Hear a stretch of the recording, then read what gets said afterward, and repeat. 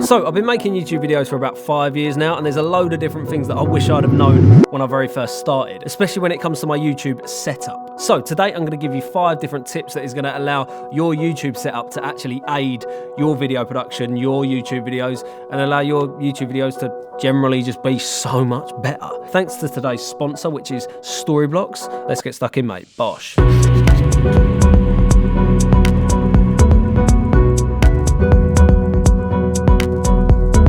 What's going on, you lot? I hope you're all sweet. So let's jump straight into the very first category.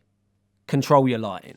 When it comes to lighting your videos, you want to make sure that your exposure is consistent. So you want to block out as much natural light as you possibly can and then light your scene yourself. You don't need some of the most expensive lights in the world. You don't need the most extravagant lighting setup, but it is going to massively benefit you if you have full creative control over your lighting. The last thing you want is light coming through the window and changing your exposure, changing in the background, because then when you cut from one shot to another, you don't want the light and the exposure changing throughout them cuts, and it completely distracts the audience and it just looks very, very low end. There's loads of different ways that you can actually light your videos, but for me, the most important thing is just having that consistency. If you want to come back to a shot, if you want to mix up a shot that you actually shot last and then put that somewhere at the start, that lighting setup is going to look exactly the same and your shot ain't going to change. So make sure that you've got your lighting consistent. Number 2, consistent power. For me, it's really important to make sure that the camera I'm shooting on, the lights, the monitor, everything that I'm actually using has consistent power to it. So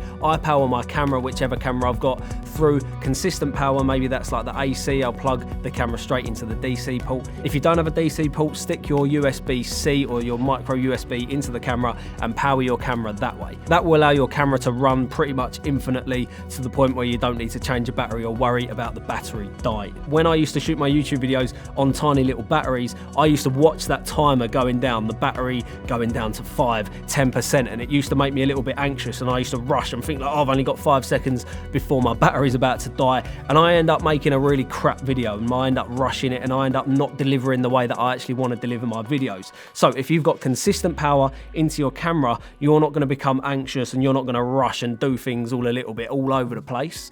To make sure that you can get your point across, you can just sit back, relax, and chat a little bit of waffle, which is what I do most of the time. But that is going to allow your videos to really shine and allow you to deliver in the best possible way that you possibly can.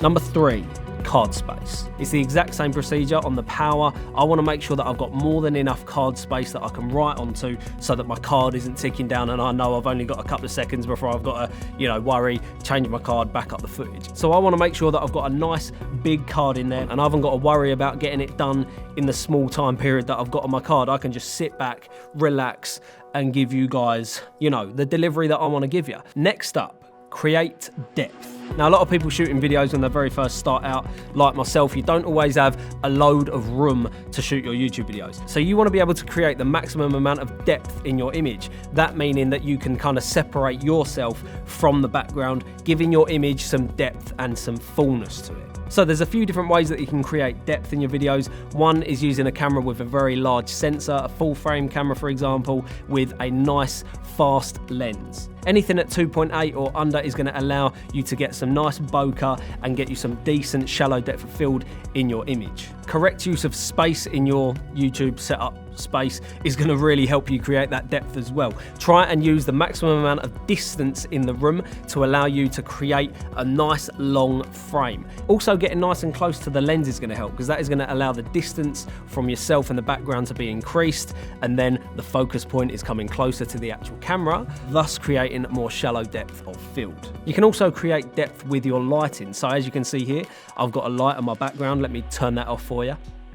Where's the depth? Now it's a little bit, flat and boring. So you can really get nice and creative with the lighting on your background that is going to allow you to create some nice depth. Also, the use of a backlight is really going to help. So as you can see, I've got like a bit of a glimmer on this side of my face, and this really kind of separates me and gives me a bit of a backlight to separate myself from the background. So with that backlight turned off, it doesn't look like I'm really jumping out of the frame. When that backlight is turned on, that's when it really allows you to create that nice amount of depth. But before we go any further, let's give a little bit of love into today's sponsor, which is Storyblocks. Now, I'll be honest, now more than ever, I'm using stock footage for a lot of my corporate and client work. With current circumstances going on in the world, I cannot always travel to the place that I need to go to get the correct shots, mainly establishing shots. I need to establish scenes that I can't actually get due to travel restrictions and things like that going on, and a lot of my clients are not actually willing to get up and shoot just yet. So for me, it's absolutely essential that I have a big library of stock footage to dip into to get little shots that kind of fill gaps in my projects, in my commercials that I can use. Storyblocks has an entire range of tons of different stock footage, loads of different stock assets with over 1 million different downloads, completely royalty free. With one of Storyblocks' affordable subscription services, you can get unlimited downloads, so you can download as many different stock assets as you want, and you can use them for any kind of personal and commercial work. So if you're a solo creator or if you're a big marketing team, they have got a subscription for you. So if you want to go and check it out, there's a link in my description so you can go and see what Storyblocks has to offer. And finally, the king tip of all YouTube setups: audio. You've probably heard a million times that people can actually sit through a badly shot YouTube video, but they're not going to sit through a video that has got terrible audio. So I've made an entire video on how you can get absolutely banging audio, but let me give you a brief little breakdown. The most important thing you can do is get your microphone as close as you possibly can to your mouth. As you can see here, my microphone is literally millimeters out the top of my frame. That's because I want to get the mic as close as I can to my mouth, bringing my levels down, meaning that my background noise completely drops to the ground when we bring down our levels. That's allowing me to create the maximum amount of contrast between my voice and my background noise. You don't need an expensive setup to do this. For the last 5 years, literally until about a month ago, I've been using probably the cheapest audio setup that you can ever use. That was a broken tripod leg as a boom arm attached to a Rode Video Micro that goes into a Zoom H1, recording straight into that Zoom H1. That was what I've been using for my YouTube videos for the last 4.5 years. So that is a really nice, cheap and affordable way that you can get your microphone really, really close to your mouth and then just sync that up in post. Alternatively, you can run that Video Micro all the way into your camera with a 3.5mm jack. Then you want to dampen your environment that you're recording into. So for me, I've added a load of these moving blankets around my studio setup, which allows my audio to sound so much better. Listen to this. So I'm going to give you a little bit of, a brief overview of how my studio sounds with sound blankets on. And then what I'm going to do is I'm going to give you an audio preview of when I've got my sound blankets off. So this should give you a really good example of how well them sound blankets actually dampen the sound in here and really, really reduce the reverb. In 2021, my biggest aim for my YouTube videos is to make them just sound crispy, mate. I want you to be listening to this and being like, oh, that sounds peng.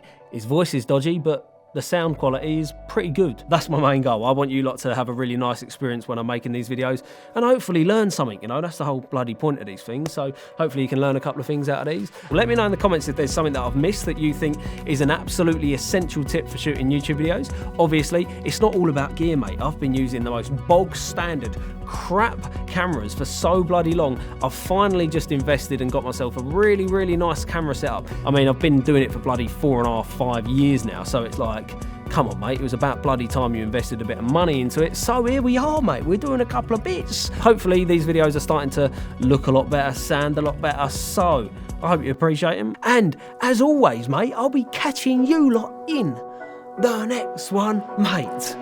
Gosh. YouTube. Junders, bruv. What's happening? Yeah, you sweet? Yeah, I'm alright, yeah? Yeah, not bad, mate, not bad. Just recording a YouTube video. Mate, you know what the maddest thing is, yeah? Like, at the start of last year, I got a bowl cut, didn't I? Like, thinking, yeah, mate, the fucking raves are going to be on. And I'm just going to look sick in the rave. But I've been sitting here with a bowl cut for well over a fucking year, and I've had no raves. It's not ideal, is it? No. So we're not looking too good at the moment, but, mate, John, do me a favour, mate. Just give us a bosh quick. Bosh.